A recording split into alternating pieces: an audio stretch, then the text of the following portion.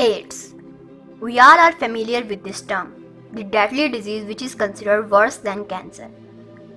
But how it was originated and what is its current status today? Let's find out. The virus which is responsible for AIDS is HIV, which was identified in 1980. The virus is thought to be transferred in humans from chimpanzees in early 1920s in Congo. The chimpanzees carry SIV, the simian immunodeficiency virus, which attacks the immune system of apes and monkeys, just like HIV attacks the immune system of humans. But how did the virus transmitted from chimpanzees to humans? The people who used to hunt chimpanzees and contracted with the blood from the animal got the SIV-CP strain from them. In normal circumstances, the body of the hunter fought off the SIV-CPs. But sometimes the virus adapted itself in host body and became HIV-1. There are 4 different groups of SIV strains that have been identified, namely M and OP, that are slightly different from each other in their genetic makeup.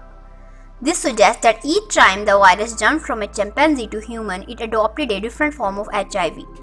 The origin of HIV is traced back to the region of Kinshasa in Congo in 1920s. Most of the first AIDS cases were recorded there.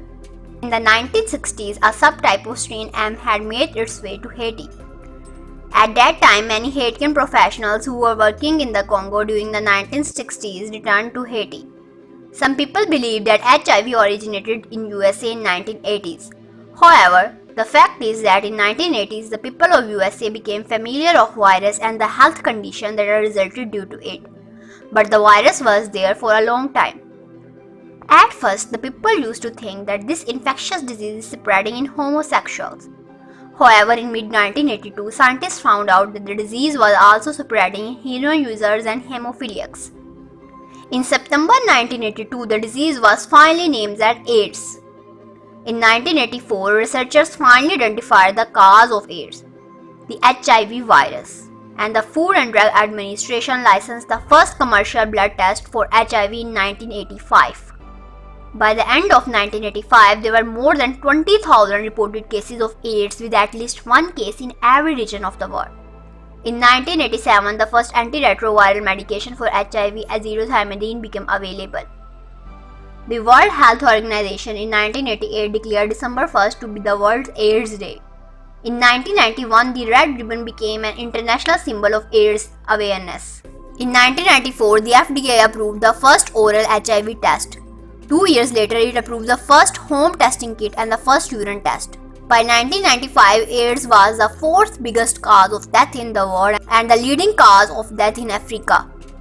However, AIDS-related death and hospitalizations in developed countries began to decline sharply in 1995 thanks to the new medication and the introduction of HAART. In 2006, scientists found that the penile circumcision can reduce the risk of female-to-male HIV transmission by 60%. In developing countries with high level of HIV transmission, circumcision is considered a tool to help reduce transmission risk.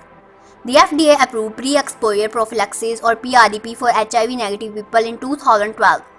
When taken daily, PrEP can reduce the risk of HIV from sex by more than 90% and from intravenous drug use by 70% according to CDC. At the end of 2017, some 36.9 million people were living with AIDS worldwide, and 940,000 people died from AIDS-related illness that year. By June 2020, 26 million people were accessing antiretroviral therapy, marking a 2.4% increase from an estimate of 25.4 million at the end of 2019. The number of new people starting treatment is far below expectation due to the reduction in HIV testing and treatment initiation and ARV disruptions that occurred during the COVID-19 pandemic. By the end of 2020, testing and treatment rates showed steady but variable recovery.